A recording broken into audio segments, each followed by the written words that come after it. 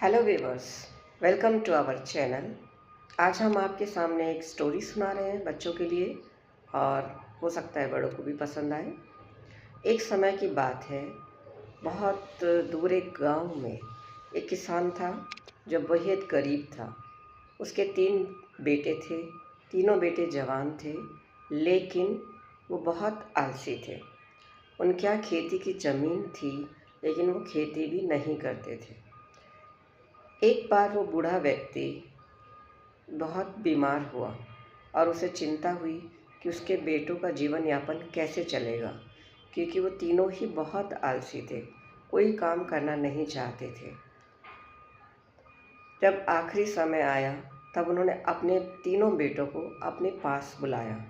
उन बेटों का नाम था राम, श्याम और सूरज। उन्होंने कहा, देखो बेटा, हमारे पास खेती की ज़मीन है और ये घर है और इसके अलावा कोई धन नहीं है, लेकिन मेरा एक बहुत बड़ा खजाना है जो खेतों की ज़मीन में दबा हुआ है। मेरे मरने के बाद तुम सब उसे खोदना और उसे ज़मीन से निकाल लेना, ताकि तुम सब का जीवन यापन अच्छे से चल जाए। और यह कहकर किसान की मृत्यु हो गई। उन तीनों बेटों ने उनका अच्छे से अंतिम संस्कार किया और फिर उन्हें अपने पिता की बात याद आई कि उनके खेतों में बहुत सा खजाना है। तब उन तीनों ने कहा, चलो अब हम खजाने को ढूंढते हैं। उन्होंने अपने खोदने का सामान उठाया, फावड़ा, कुल्हाड़ी, सब कुछ, और तीनों खेतों में चले गए। उन्होंने खेतों को खोदना शुरू किया तीनों ने, और देखा उन्हें कुछ नहीं मिला। अगले दिन फिर उन्होंने खेतों को खोदा, उन्हें तब भी कुछ नहीं मिला। 3-4 दिन पूरे खेत अच्छे से खुद गए, लेकिन उन्हें कुछ नहीं मिला।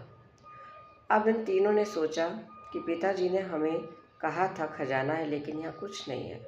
लेकिन तब एक भाई ने बोला, राम ने, कि क्यों ना हम, जब खेत खुद ही गए हैं, तो क्यों ना हम इनमें बीज डाल दें, अब बरसात भी आने वाली है। और उन्होंने कहा, हाँ, ये ठीक रहेगा। और उन्होंने खेतों में बहुत अच्छी सब्जियों के बीज भी बो दिए। और फिर बारिश हुई और उनकी बहुत अच्छी उपज हुई। तब उन्होंने देखा कि उनकी सब्जी बहुत अच्छे से उनकी पैदावार हुई है और उन्होंने सब्जी को मंडी में बेचा। उन्हें बहुत अच्छा उसका मूल्य मिला और उनके धन के भंडार भर गए। तब तीनों भाइयों ने कहा कि पिताजी ने सही कहा है कि हमारे खेतों में बहुत बड़ा खजाना है। यही वो खजाना है, लेकिन उसके लिए मेहनत करनी पड़ती है उस खजाने को पाने के लिए।